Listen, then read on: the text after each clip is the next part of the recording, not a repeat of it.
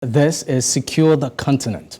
Now, to today's topic, despite facing jihadist threats on all of its borders, the Republic of Niger in the western side of the continent has so far managed to prevent militant groups from settling in its territory. Now, a situation in sharp contrast to the one faced by its western neighbours, Mali and Burkina Faso.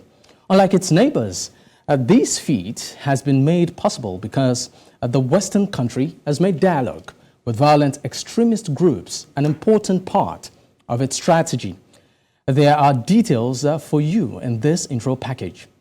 Take a listen. Terrorists have turned new leaves through the power of words. Dialogue has become one of the country's major disarmament tools at a time it's constantly at the risk of seeing terror groups. While the use of force is not a foreign experience against its daredevil terrorists, it has preferred dialogue in recent times, and it seems to be working. Violence has also reduced in the country on the back of two special operations conducted by the Nigerian military in October 2022. The operations targeted some of the world's most deadly terrorist sects, Al-Qaeda and Islamic State. Despite the successes of those operations, the death of 17 soldiers and injuries sustained by 13 others blots what would have been an enjoyable victory against terror. The Nigerian government is adopting words over war in delivering the country from the constantly knocking chaos. Reintegration of terrorists have worked wonders, and de-radicalization and professional training for former terrorists have been adopted. Patting terrorists on the back, shaking their hands and taking arms off them is an approach that is working in Niger against the regular method adopted across the rest of the Sahel region. However, the question remains, is it something that every other nation can adopt? Now, joining me live on the program today is Fahiraman Koné, Senior Researcher, Sahel Team, Institute for Security Studies, ISS. And also is joining in, that's from Bamako in Mali. And of course, with Fahiraman this evening, I have Dzifa Korku Gadeka, security expert, joining in from Accra, Ghana. Thank you so much for your time, gentlemen. Thank you too. Thank you. All right, so let's get straight to it, right? I want to pose the first question to you, Fahiraman. I mean, you are an expert when it comes to the Sahel region. Now, the region, this particular region of the continent is peculiar for activities of insurgents and extremists, such as, of course, the jihadist groups, amongst others. Why is this? Yes, we have noted that it's now almost 10 years that the region is facing this crisis, which is a multidimensional crisis. It is a jihadist crisis, yes, but also it's community violence. And beyond that, you have also banditry and also rebellion, for example, in North Mali. So it's a multidimensional crisis which is ongoing since 10 years. And it has begun in northern Mali, then central, and spread in neighboring countries like Burkina Faso and Niger. And when we see now the trends, the Central Sahel, those three countries are in the world the most affected places by terrorism, by jihadist attacks and violences. And also the region is now struggling to get through this crisis. You have many displaced people, IDPs, like almost 4 to 6 million displaced people. You have refugees. You have schools which have been closed, and also health centers. So it is a common and a big crisis, which also connected to a political crisis, because when you take Mali and Burkina Faso, those two countries are under military transition. Two coups has been occurred in those two countries in 2021 and 2022. So it's a large and very multidimensional crisis in this region. All right, Dzifa, I want your take on this particular question also. Why do you think this particular region of Africa is mostly or peculiar with insurgents? Thank you so much for having me. First of all, when you look at 9/11, after that incident, it is hard for you to hear that there are terrorist attacks. Why is this so? Because as they've seen that this attack, they've seen their modus of operandi, they have put measures in place to prevent these terrorists or jihadists or these groups that they call themselves not to attack them subsequently. So that have stopped. But coming to our continent, it looks as if people are benefiting from these attacks. Maybe politically they are benefiting. So they are not trying to put measures in place to prevent this. Why am I saying this? When it comes to election, you see how serious politicians are to protect the ballot box. Why can't they do the same, protecting human life as well? So I always say it is leadership that is causing all this. So if leadership puts the right measures in place, this menace will stop. Most at times, I would say most of our constitutions, we adopt them from the British or our colonial masters. Why can't we adopt same measures that they put in place to prevent these attacks on us as common civilians or citizens? So it's leadership failure that is making these attacks to be rampant or to continue.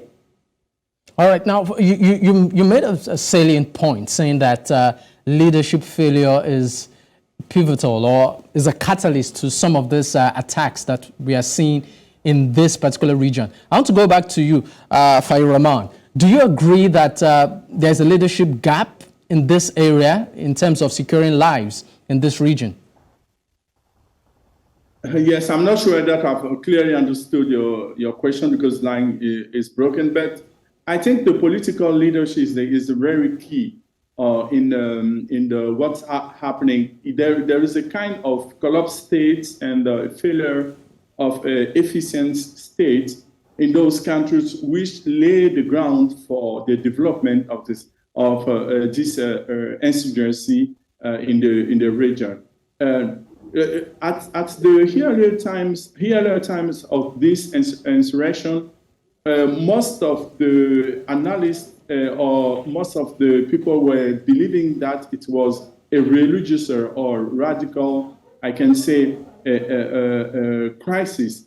But getting through the time, we all see that it is a problem of state, of development, of a state which has never been present, which has never redistributed the Commonwealth, injustice, and local conflicts, which are mismanagement, all those elements now communicating and then fuel the offer of jihadists, and those jihadists take advantages of these grievances and then recruit massively young people and to enhance the extend their activities. So the question of leadership is really key. This lack of good leadership, good governance, lacked many problems and laid it down, as I said, for those insecurity. All right, now I want to go back to you, Dzifa. I mean, using the northern Tilaberi region, for instance, as case study, the February attack lends credence to the fact that the country's use of dialogue as a key part of counter-terrorism, strategy as against the military offensive, seems to be more effective, particularly for Niger. Now, I want to throw this question straight to you. Do you think that it's actually safe to negotiate with terrorists? Thank you so much. There's a saying that if you can't beat them, you have to join them, said by the Americans. So negotiating in terrorism is one way of mitigating the effect. But that does not mean that should be the way to go. The only time that you can negotiate with terrorists, that means your ammunitions or your weapons, equipment that you have, it's not able to take care of them by making sure you minimize their actions. That is the only way you can negotiate with terrorists. Well, I want to get you correctly. You said the only time to negotiate or negotiation becomes, a means is when you realize that your weapons cannot match up. Is that what you're saying? Exactly. So more or less, it's when you're at a point of weakness. Is that what you're saying? Of course. But there's no so negotiation happens from a point of weakness. Of course, I would say that it happened at a point of weakness. Because, for example, if you and we get into fight, I know that I can overcome you. Why should I negotiate with you?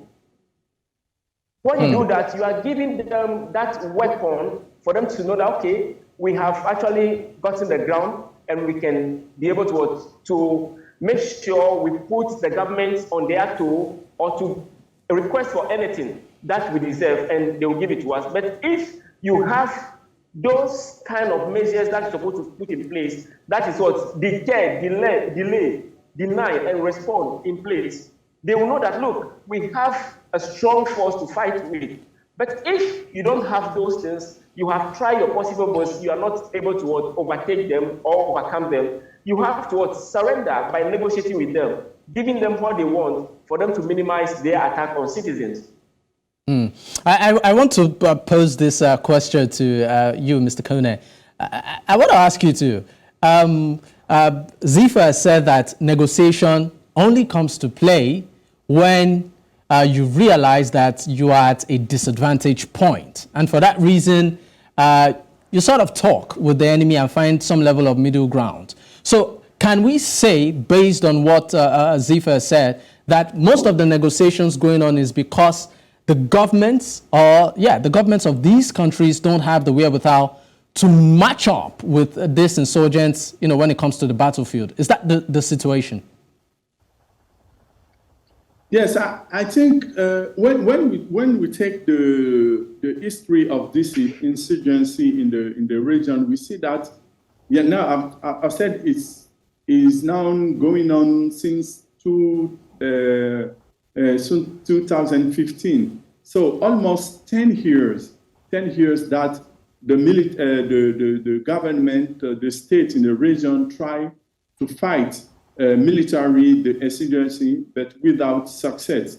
No, it simply means that now we are on the limits of this military response. So the negotiation is important when you also look how this crisis is mostly it is a community-based crisis, and what I said also it is a crisis which has been take advantages of the weakness of state. So negotiation, I think, negotiation is dialogue is a key element of this strategy to stop the crisis. That is not meaning that it's the only solution. Military action is important to put pressure on the group to push them on the table of negotiation. So there should be a combined action with military action, pressure, but also a negotiation solution which could come with sustainable response to the crisis. Right now, gentlemen, let's move to the issue of recruitment by these groups. Now, there is also, of course, the issue of recruitment by the insurgents, aside from dialogue right now. What other mediums can be actually adopted to resolve this particular issue? We know that the groups like the Al-Shabaab, for instance, the Boko Haram and the likes, they recruit new intakes, right? So, we've seen cases whereby communities, are invaded and then they pick up young people, use them as child soldiers and all. What measures, aside negotiation or dialogue, can we use to actually, nip this issue in the bud? I want to put it to you, of course, Koné, Mr. Koné. Yeah, please come again. I have the problem to really listen here because the line is not very clear. Could you come back with your question, please? Okay, I'm talking about the recruitment strategy by these insurgent groups, right? Yeah. Aside dialogue, what other mediums can be used to actually stop this? Because we see situations whereby these groups, recruit particularly young people, young boys and girls, use them as child soldiers, use them as pawns, on the battlefield and all. What measures can be used to actually nip this in the bud? Yes, I think to stop the recruitment, the social, when we say that we see how those groups are recruiting, the young are engaging in those groups, the first of all is there are many reasons. First reason is some engage because they want to resolve to have economic situation to resolve the poor economic situation. Those engaging because they want to take revenge. The military action has created injustice. Fighting groups sometimes sometimes the armies are not really good at respecting human rights, and some massacres could be committed in the community. So some young engage because they want to take revenge. You have also those who want to access only, I can say, to economic situation, and some does want to were victim of injustice. So what is important for the state now? You have those disengagement policies, which are experimented, for example, in Niger, the DDR processes, where the state held a strong, I can say, call to those groups and try to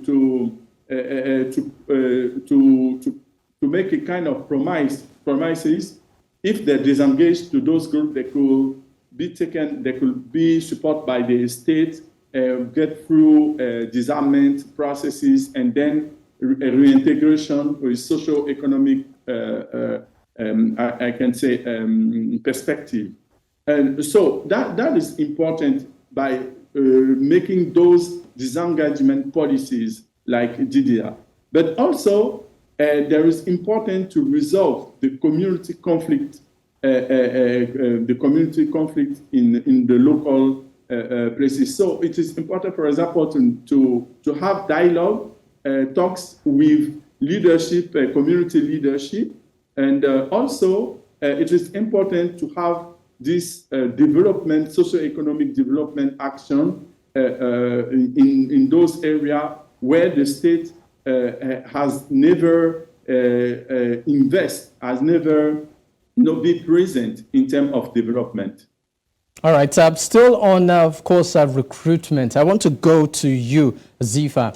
Now, jihadist groups exploit decade-long conflicts between communities, for recruitment purposes. Now, an example is the Fulani and the Zama communities in the Banibogu region, for instance. What can actually be done to address these conflicts, which, of course, some of these groups take advantage of to recruit people? What do you think can be done to address community-level conflicts to avoid a situation whereby these groups take advantage of such and then recruit people into their team? Well, first of all, you can address what you don't know or what you don't understand. So the first point of call is to understand how these jihadists or terrorists recruit people into their camp. The first thing that we need to identify is about criminogenic behavior. Before you can be able to address this, you need to know what will cause someone to go and join this group, even if that person has been kidnapped to join the group or has been forcefully included in this group. Most of the youths that you see joining these groups, they don't join the group just because they feel like joining. There are issues that surround that kind of their mentality to join these groups. So it is imperative for the government to address joblessness issues, the economy. They need to address that issue as well, because there's a saying that a hungry man is an angry man. And some of them, they join this group based on revenge, as my co-panelist rightly said. So for the government to be able to address this, they need to go to the root cause of this. And secondly, looking at the young or the youth now, the unemployment rate is going high. So if you are not able to employ these people or make the environment very comfortable for them to run their daily activities or do something that will bring or put food on their table, they will end up joining these groups. And some always say government is for the people, and jihadists will say they are also for the people. So in the case that jihadists said they are fighting for the people, they will inculcate this into their mindset that they are protecting them. The government is not at the good side of them. So they will now conscientize them for them to join this group. Mind you, anyone can join terrorist group based on what? The motivation that will be given to that person. So all need motivation. So for government to be able to let people not to go into these ventures, they need to provide jobs for individuals that are joining this group, because they are all youth. They are not older people. They are youth like me that are joining this group, some based on what? Revenge, some based on economic hardship. I still want to stay with you on that particular question. But this time around, I want to ask, you've been able to highlight that the economy or the economic situation such as poverty is a motivation for some people to want to join the group. But I want you to sort of place it on a scale right now. Would you say religion, political, well, I say intricacies around the area, or the economy is a major factor or catalyst, that has sort of lured some new recruits into this group? Thank you so much. With all what you've mentioned now, they all have a role to play. Politically, we elect leaders for them to take charge of our taxes that we pay to them to create jobs for us. If politically these are not happening, what it means is it's going to put pressure on the youth. And most of the youth that you see on the road, it is not their wish to be on the streets, pickpocketing people or joining such groups, but because they want to ends means they want to put food on the table, that has contributed for them joining this group. And mind you, most of these people that are joining such group is based on motivation. That motivation is all about what? Making sure we protect your family, we'll make sure we give you an amount that you'll be happy with. And politicians are also what? Fueling this. They are supporting this because it goes in their favor. When we destabilize the country or the community, they will by all means try to what? Make political gain out of it. So the economy is a key to play in this. If I have something doing, what will force me to join this group? Nothing will force me to join this group. As I said earlier on, a hungry man is an angry man. But what about those that probably maybe didn't even have any motivation, but they were forcefully drafted into the group? I mean, how would you classify, or where would you classify those sets of people? Well, those that people join group. People join groups based on fear that is put in them. So as for risks, you cannot eliminate risks totally. By all means, some will be there. So you can only mitigate risks. We are not saying people who will not join that group. Then let's look at it in holistically manner. Majority of these people are joining the group based on what? Economic reasons. And those that are joining forcefully, they are just few among others that you've mentioned. All right, thank you. Well, let's, of course, still stick on it. And the next one, I want to go back to you, of course, Mr. Koné. And my question to you is this. We've seen collaborations at regional, continental, and even international levels when it comes to resolving this particular crisis. But unfortunately, it seems like it still festers. Why is this? Yes, I think one mistake those countries have made since this crisis in the region is that they only rely on the international partner. In some way, they have lost the leadership of the conducting of this strategy. And I think one most important thing is that a security policy depends at the primary level to a state. And it's depend on the state, how the state itself get this leadership and conduct the policy that can articulate a good strategy where international partners could fit in this strategy. The main problem, as that, for example, in Mali, was that the French troops present here were, I can say, almost at the leadership of the strategy, and they external forces don't know. I don't think that they don't know the context, the cultural context, the sociological dynamics in those areas. So it is very difficult for them to get a good strategy to fight against those groups. So now what I want to put ahead is that a major lesson is that there is the need of building a security policy based on the national leadership. And secondly, when we see jihadist threats in Sahelian countries, it's a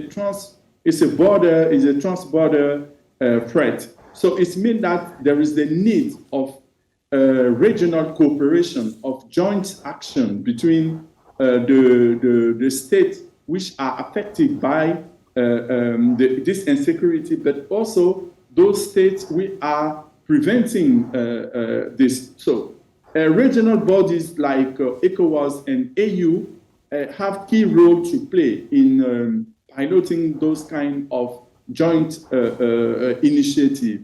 But bilateral also cooperation between those states, bilateral or multilateral cooperation around security policies are very important, are key also to in order to make an effective response to this insecurity. All right, gentlemen, right now we need to go on a quick break. Of course, when we return, the conversation still continues. Stay with us.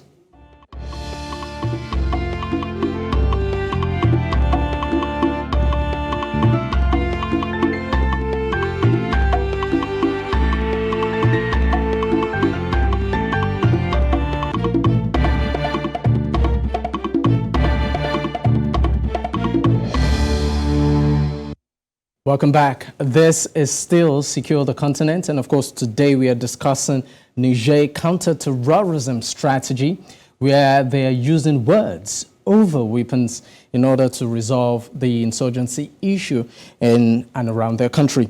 And of course today I have discussants, two of them, amazing gentlemen.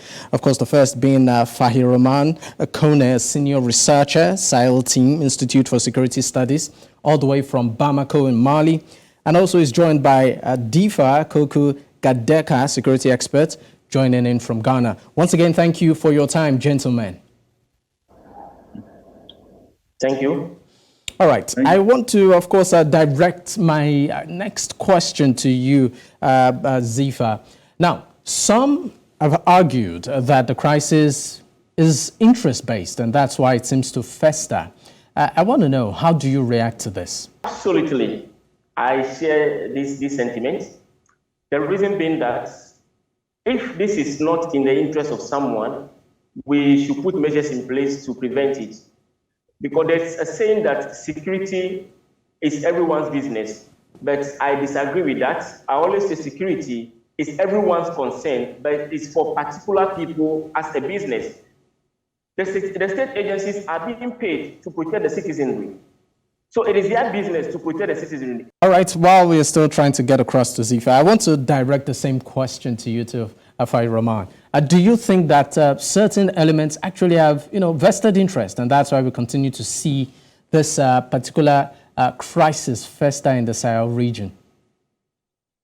Yes, in each crisis, you have this economy of violence which influence how the conflict that feed also the conflict. Yes, of course, you have some interest on economic interest. You have also political, and then many interests in the situation. But at the same time, I think it is important the way that a state articulates its politics to resolve and taking account those, I can say, effects, which has also come from a crisis. Those effects come because there is a failure to stop the crisis, to have I can say here, an effective resolution of the crisis. I think the most important thing is to work on the root causes that feed those conflicts. I think if this state articulates a good strategy, those I can say effects which are linked to the economics of violence could stop. At my point of view, point of view. All right, Dzifa, it's good to have you back. We lost you for a while there. I would like you to, of course, conclude your line of thought concerning the question I previously asked you. Do you think that there are some powerful vested interest in this? And if at all there are, can you break it down? Could they be regional? Some have even linked it to international interest. Do you agree? I absolutely agree. Because in anything that will be taking place, there's some kind of, there's particular parties that have interest in it. Looking at terrorism in our states, mostly are being sponsored either by international organizations or, let me say, internationally, politically, or domestically.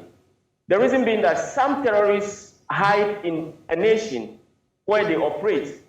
Why do they have that kind of comfort to be in a particular state and be operating without being kicked out from that state? That means there are some powerful hands that are giving them information on what will take place next. So they are having this first-hand information that this is the plan that the government is having against your group, so you need to move to other region. So if people are not benefiting out of faith, I don't think they will continue sponsoring these people to be attacking civilians or citizens. So there's interest in it.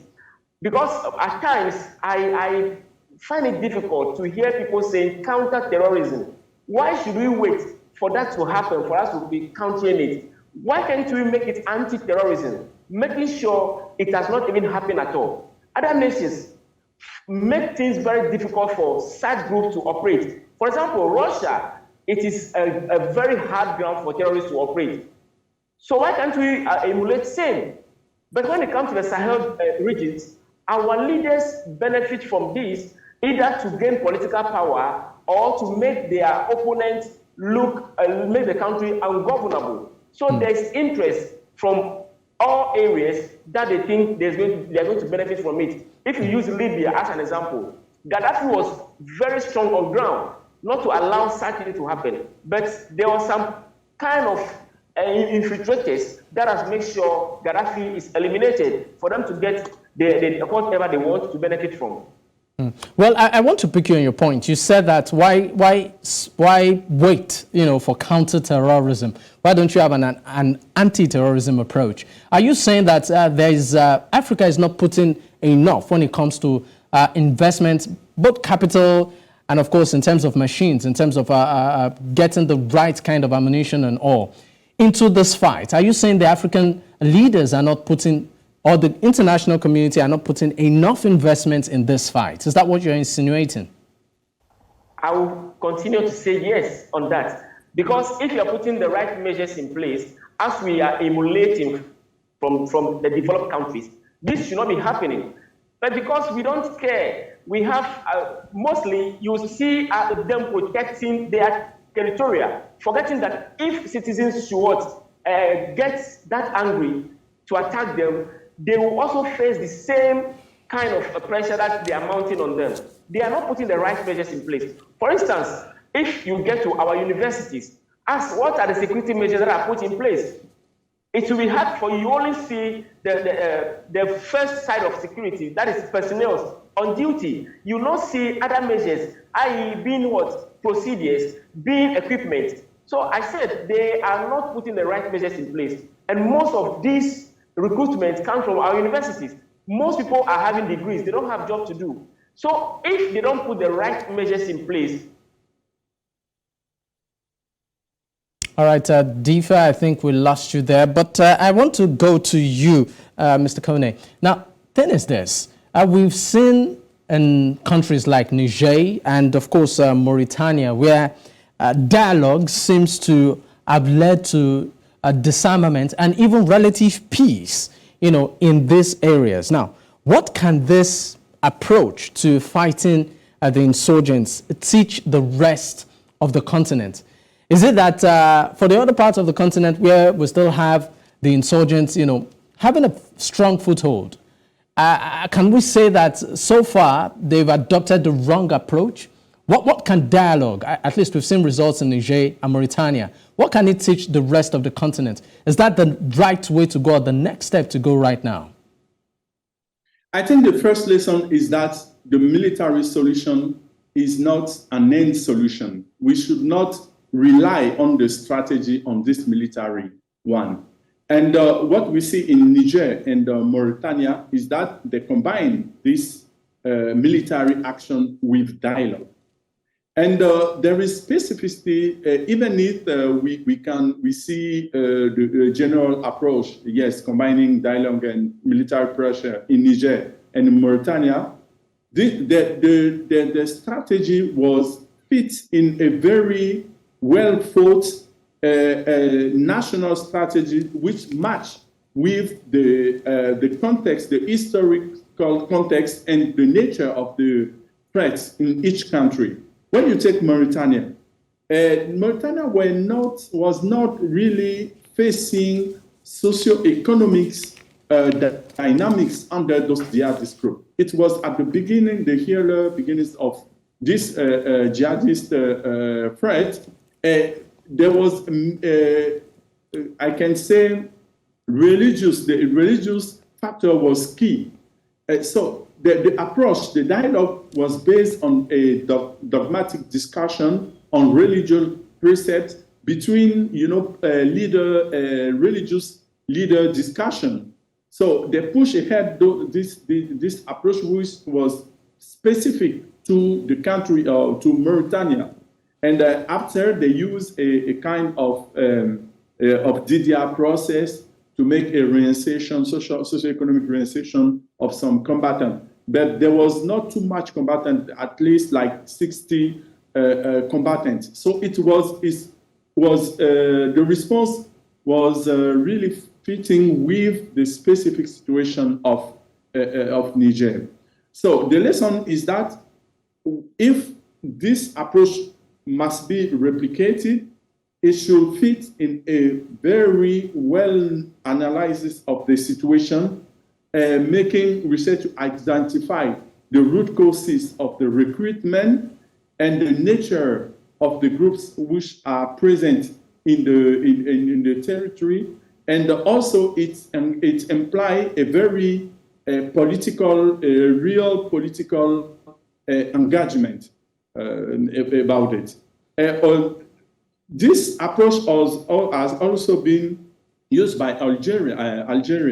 Algeria was one of the first countries facing the ACME insurrection. So they tried to fight again, and now they resolved the problem because they used what they called a dialogue concord in the state. So finally, the approach were also informed by previous conflicts. It's the same in Niger, where I can say now the state is benefiting of its previous experience of managing the rebellion of the 90s in the Tuareg rebellion in the north of the country.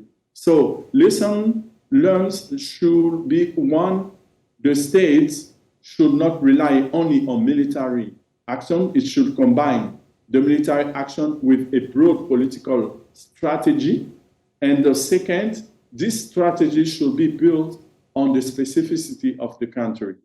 All right. Now, I want to pick you on what you said. You said that it's the best approach is to apply both the military action and then dialogue. Now, I want to ask you, at what point do you know that, or can you tell that, you know what, I think we have exhausted the military action, dialogue is the way to go, or let's leave dialogue right now, let's go back to the battlefield? So what is the question? Okay, so you said in one of your statements that the best approach is to adopt both military action and dialogue, right? So at what point can you tell what approach to use? I mean, when can you tell that, okay, you know what, we are done with military action, right now let's talk, or we are done talking, let's go back to the battlefield? So it depends on the power, I can say, on the power structure of the military operation. And for example, when you are in a situation where those groups are in a dominant position, military action is important to put pressure on the groups to push them on the table. When they have less power, you can. But at the same time, it depends also on the context. You have some groups who wants to discuss, which can accept an offer of dialogue. For example, the Jinim. But when you are facing the Islamic State, for example, there is no request to depart from a dialogue. So in this situation, military action is really important. But with the Jinim, for example, it could be important to go through community emissary canals to join those groups and to make discussion. So it's the situation. It depends on the country, and the use of dialogue and the military action could be combined at the same time or one before another. All right. Now, we have seen cases where some foreign forces, are hired. We've seen where mercenaries are involved in this fight. Now, how much of an influence will you say these foreign forces, have on such local methods that were initially adopted? Do you think, employing mercenaries in this fight has actually yielded any results so far? Yes, but it's what I said. It's one of the lessons to be learned from this 10 years of fighting terrorism in the Sahel is that no foreign forces have to date been effective against the threat. So countries should realize that I think managing this crisis depends first on foremost on the leadership and the strategic analysis of the context, and while they could accept the expertise and assistance of other countries, for me they must be careful not to align themselves on the exclusive will of those countries. Referring to external forces like foreign colonial master, or for example, what we are witnessing, the private military offer, for me is not the solution. It's less than the problem. The major problem is not, I can say, the actors, but it's the method. Not using only military method, as I said, but combining those methods and taking account that it is the country who should draw a strategy, and including those both dimensions of the strategy. All right, Dzifa, thank you for joining us back. Of course, after that technical glitch, but it's good to have you back. All right, now this question is so this question is for you. Now let's talk about the economic placement of this particular region.